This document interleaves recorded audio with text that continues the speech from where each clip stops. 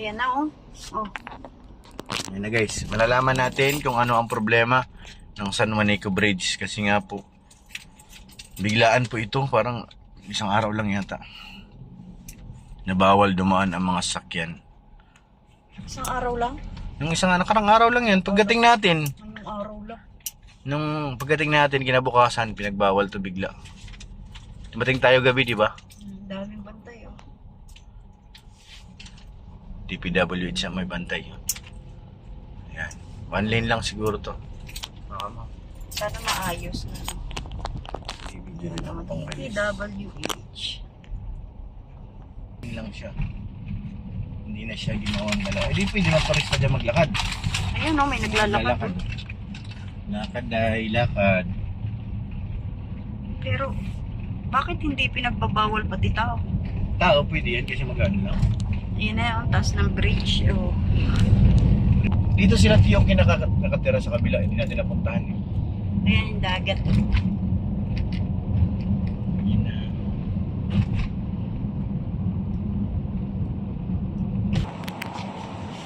Ayan na, oh. Nandito na kami sa San Juanico Bridge. Papasok pa lang po kami.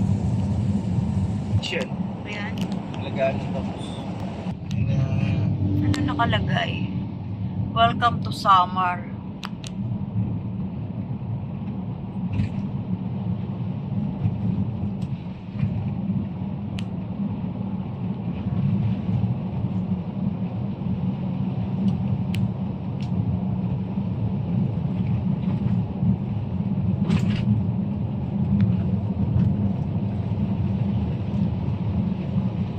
Wala nang salubong.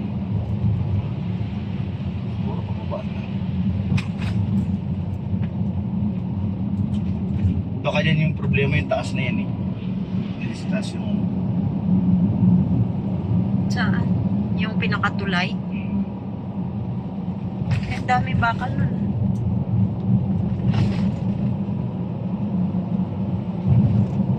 Ang ganda.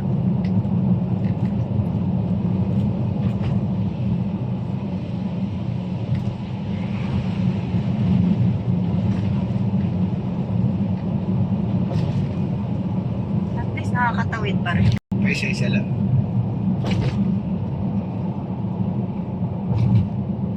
Maliliit nga lang, no? Mga tumatawid, no? Mga private lang, no? Sa sasakyan. May mga Wala nang tricycle. bus.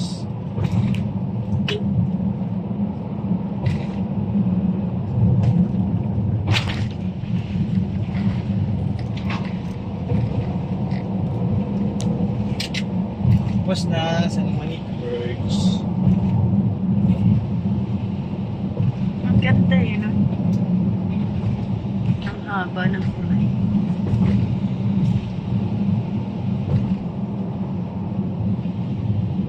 Bye for now, lady.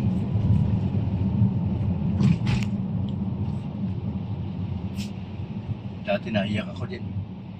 Nung bata pa ako pag nauwi, tapos nabalik na ako ng Manila.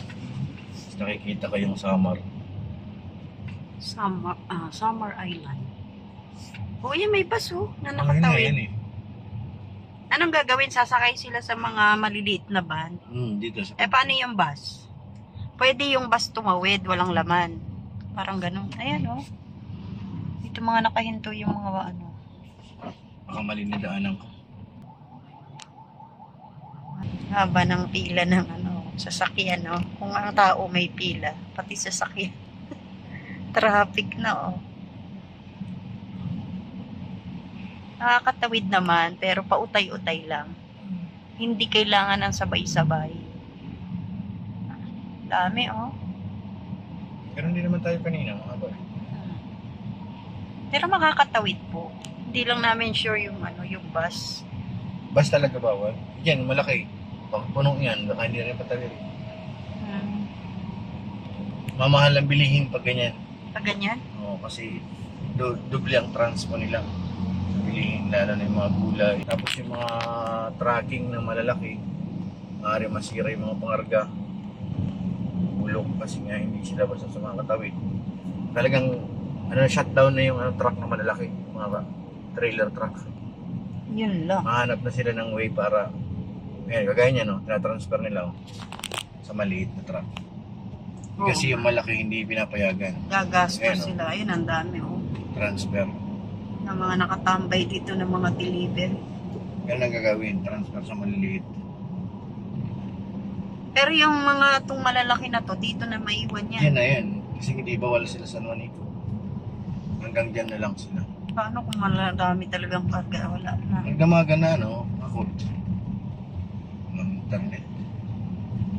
Malaki palang bagay ang San Juanico Bridge. Napakalakas sa dami ng mga truck na yan. Yun palang nagiging daan para po yung mga negosyo doon sa kabila. Hinging active. Mabuhay. Pero susunod, kung mayroon man silang maglalagay sila ng tawiran ng barge, doon na pupunta yung mga trucking. Kaya ba yun? Pati bus. Oo, meron. Dati meron naman. Meron, Marami. meron sila mga dito na doon dadaong ang truck, bus para magtawid ng lane. Saka wala mga tracking. Sacrifice. Wala naman sila Kaya magagawa. mamahal ang Magtataas ang mga bilihin. Oo, yun yung puro motor. Yan. Baka kasabay pa natin yan. Hindi yan Punta pwede. tayo dito. Paano yan? Isa-isa? Oo. Akala ko i-drive nila yung isa-isa. Dami. Maaaring isa-isa kung Tacloban lang. Maaari din maghanap sila ng daungan. Sa Ormoc, walang daanan yan. Malayo.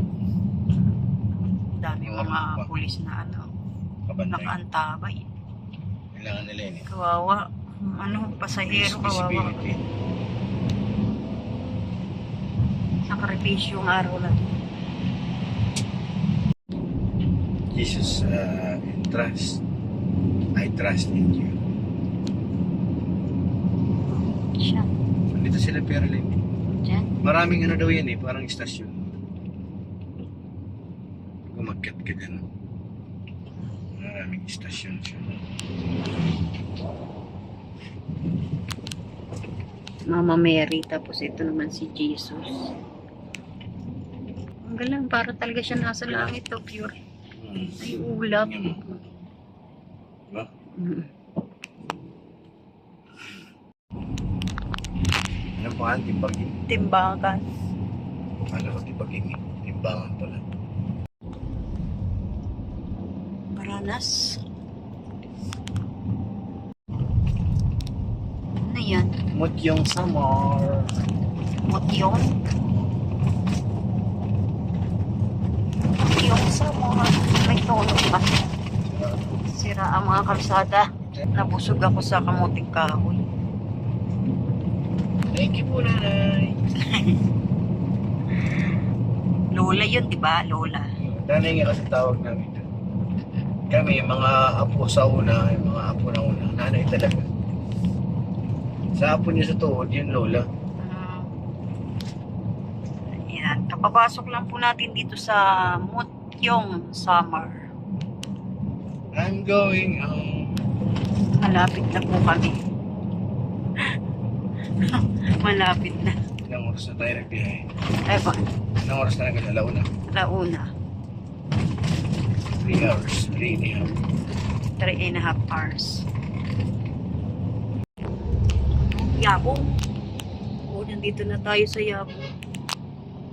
3:48 ng hapon. Bilis ng DMTV. Ba't yan nakalusot? Di, dito na yung summer galing. Ah, Hindi yan galing sa Tacloban. Yung mga nakatambay doon na bus. 15 kilometers to Katbalogan daw. Malapit na. Dikit-dikit ng bayan dito eh. Parang piyesta dito, dami mga tao. Sa Jabong. Yabong. Yabong ba? Yabong. Yabong. Oh, di ba may kasiyahan pa. Oh. Yabong. Ito yung may mga tahong, di ba? Tahong industry. Ito yung mga pwesto ng mga nagtitinda ng tahong.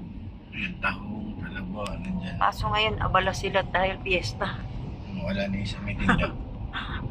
Inabando na muna nila yung pwesto nila at nag-party-party sila. Dami oh. pwestuhan ng mga nagtitinda ng tahong. Mabenta kaya yan, Pure? Ginagawang ano yan, bagoong. Meron yan dito, bili ka mamaya. Yung tulya na maliliit, Tahong. ginagawang bagoong yun, di ba? Alas 4 na po. Kapapasok lang po natin dito sa Katbalogan. Bakit kami ito katawag? Oo. Dito na yung papuntang Katarman. Mahiwalay papuntang Katarman. Pero hindi na tayo magkakatarman, hindi na tayo sa kabila. Saan na tayo didiretso niya? Diretso tayo dito sa kabilang side, hindi na pa Katarman. Nasa na yung aking Google Map. Ayan o, Katbalogan City. Welcome, Katbalogan City. Oh, siya rin yun yung sumasayaw. Nakita. Katbayugan. Parang Baguio. Pero may bahay na rin sa taas. Diba? Ano na to? Balugan. Katbalogan pa rin. City ng Katbulugan. City of Katbalogan. Okay. Na naman, nandito na naman tayo sa Gandara. Makikiraan lang kami. Maganda, Gandara Diba? Park.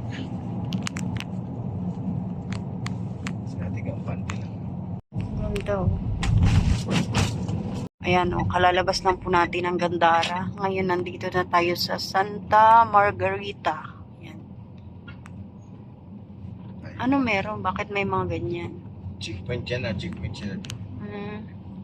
Santo. Statue? Turn right onto Calpeo, Santa Margarita Diversion Road. Ano to? Santa Margarita pa rin? Hindi. Haba Santa pala. Margarita Diversion. Haba Tayo pala. dadaan sa bayan. Diversion. Ayan na, ilang minuto na lang po ay magdidilim na. 5:49 ng hapon. Mamaya madilim na. Mga ba 18 kilometers na. Haba nga. Pero wala gaanong ano dumadaan. Wala bundukit to dito.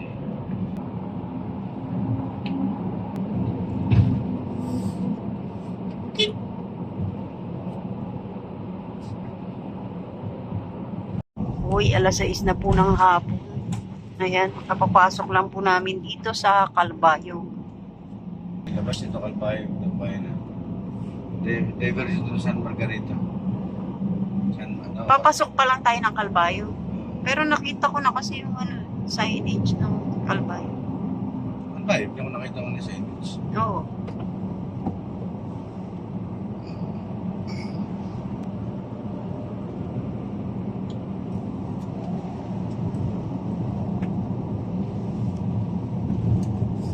Pasok lang namin papuntang Alin.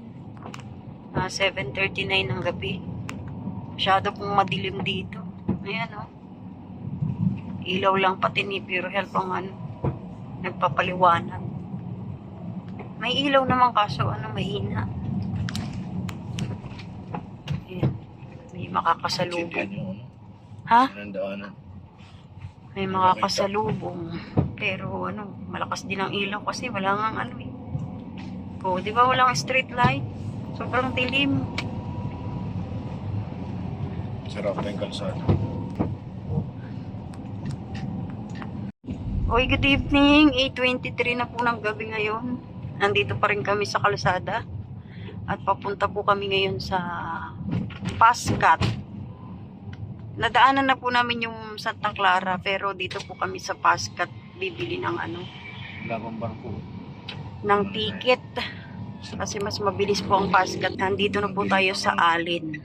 Yung kasarado nila. So, ayan na po, no, nakikita na po natin yung building na puti. Yan po yung Pascat. Dito po tayo sasakay ng barko. So, diyan kami tumuloy nung pagdating namin dito sa Puno na? Alin. Ang maraming pila. Sarado ah. Yan na po. Nandito na tayo sa harap. At anong oras pa lang ngayon? 8:30 pa lang. Ang gabi. Pero ang barko daw ay dadating ng alas 3 ng umaga. Kasi puno na, no, late na kami dumating. So ngayon, 8:30 hanggang 3 a.m. mag-iintay po kami dito sa labas. Good morning. Alas 2 na po ng umaga ngayon. Nandito pa rin po kami sa Pascat. Ayan. At alas 3 pa daw po ang dating ng barko. So ayan, nakapila na po yung mga tao kasi pinagbabayad na po sila. Ayan, nakikita niyo puro mga sasakyan po. O ayan oh. Kanina pa po kami nag-aantay dito. Dito na kami sa sasakyan nag-intay kasi medyo maraming pasahero po ngayon. Nandun po si Pure Health at nagbabayad. Uy, 4:39 umaga. Papasok na kami ng barko. Tapos 2 oras pa yan. Mag-aantay pa. Hindi na, nabilis lang yan. Kain mo, Pure. Kamuting kahoy. May sausawan na bagong isda. Ang tawagin sa Tacloban, lawlaw. Sarap. Gugutom na siya. Ang sarap na. Kami kasi pasahero, yung alis natin sa Tacloban, sa babat nun, sakto yun. Kaso lang, sobrang dami ng passenger, kaya Alauna kasi kami umalis ng tanghali. babat nun. Sakto yun, kunti-kunti lang. Naaabot sana tayo, kunti lang. Kung di siguro tayo tumigil kanina. Ilang stopover tayo, 2? Isa lang. Isa lang. Kung diretso yun, aabot tayo na sa ganun. Pero okay lang kasi hindi naman tayo mamadali. Sarap na sarap siya. Salamat sa kamote ni nanay. Nay Maring. Layo pa ng pinagkuhanan nito. Tsaka yung Parang- bagoong. Kay Tia Winning. Yan, binigay. Pinagkuhanan nitong kamote guys, malayo. Tapos si Lola namin medyo edad na. Pero para may baon kami. Siya lang talagang pagkain namin, tsaka paksiw na bangus. Ayan, Nagsahin po kami ni Nay Maring. Pinaplastic na lang namin. Sarap. Solve ka na yan. Kasi wala tayong mainit na tubig. Walang naman sa may namin. Ano? Tsaka masarap siya maligat, Magandang pagkasaing niya, ayan, Sarap. Mabubusog na tayo nito. Ayan, Ano ba kaya pa kumakain yun? kain na po tayo. Nakunan na. Sausaw with bagoong, ayan,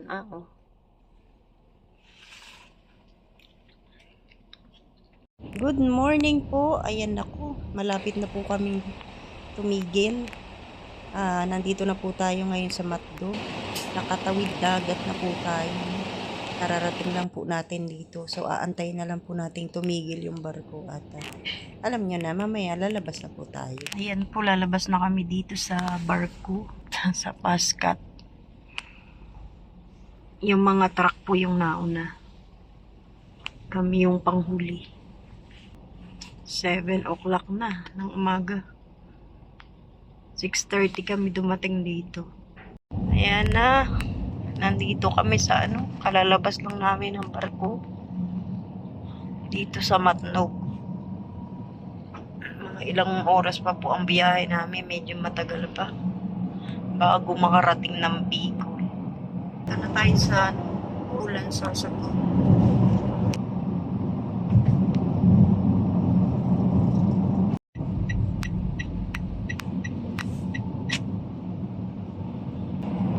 Naburigo. High tide. Okay na.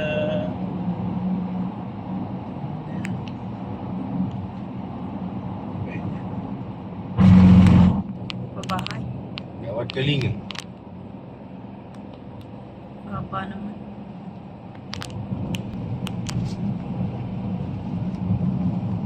Nakikita natin yung vulkan. Pero 1/4 lang. Nandito na kami sa Albay. 9:15 na po ng umaga. Wala na ang vulkan. Barangay Tabon-Tabon. Ito yung pinapasukan natin ngayon. Dito sa Albay. Napusok na kami. Sarap yung nila. Yung isda. Hindi yung gusto ko yung plaza na ganito. Higado yun In order mo. Kaso walang katay. Oo, wala. Yun ang kulang. Hotdog ang nilagay. Tsaka medyo maanghang. Hotdog ang nilagay. Yung pala yung maanghang na nalalasahan ko. Kala ko yung isda. Kasi nilagyan ni Pure ng sili. Meron may sili yung matamis yung di manghang. Yung isda manghang talaga. Yun ba yun? Under construction na naman ba? ginagawa nila doon? Maway din eh. Nilalaparan na naman ang kalsada. May kalabaw. Mag-ina. Dito na naman po tayo sa Albay. Ayan na naman po yung hanggang mayon. Ano, may mga ano ng labaw, yung mga itim. Ayan, dyan nata ng magma. Barangay Tigaray, Albay. Ang tapang ng init. Walang kaulan-ulan. May malalaking sardin. May malaking jig. Barangay Nipon. Ayun yung bulkang mayon, no? Parang ang lapit-lapit niya sa langit at nasa ulap na yun. Inubatan na tayo. Punta dito sila. Welcome to Municipality of Ginubatan.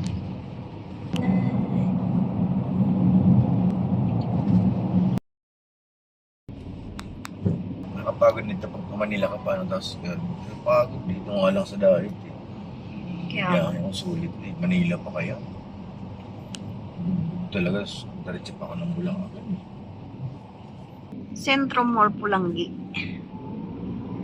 May mga pasahero pinagbababa dyan. No? Dito na tayo sa Nabwa. Oops.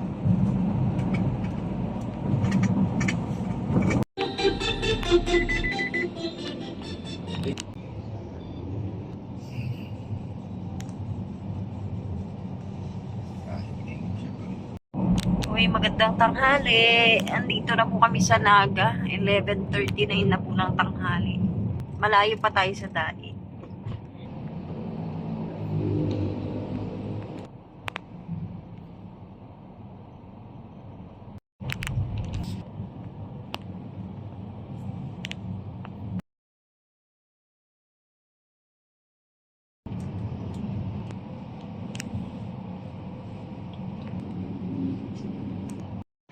Magandang tanghali. Tignan nyo, ngarag na po tayo, pero hindi tayo napagod.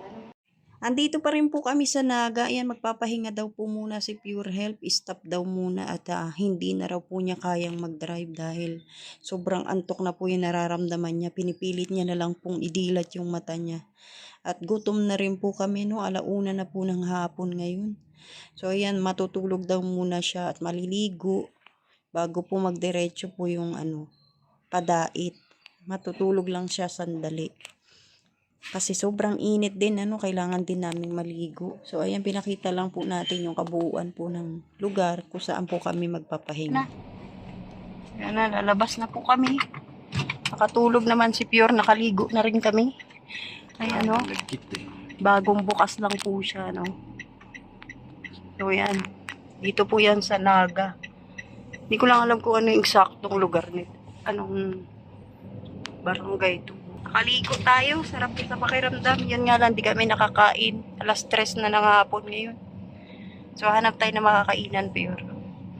Ito naman kami kakain ng tanghalian. Late na, 3:00 na. Yan po, nakakain na kami ni Pure Health at babiyahe na naman po tayo.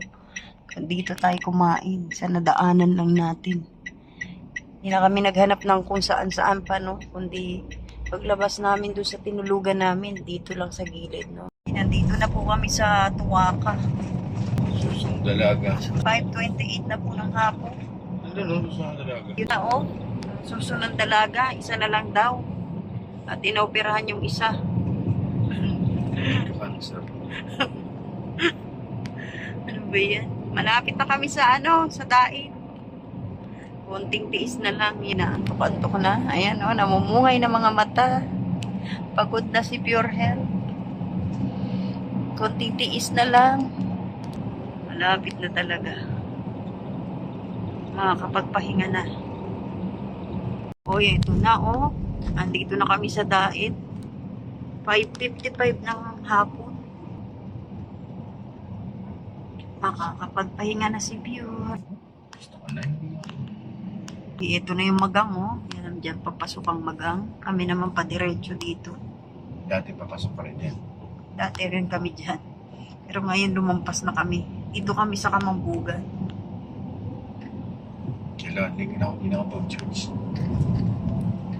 Yan, papasok na po kami ng Kamambugan. At malapit na kami, uy, Lingap Center ni Kuya Bal Santos Matubang. May nakalagay.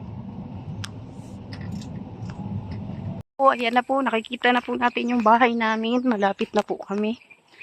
Dito na kami.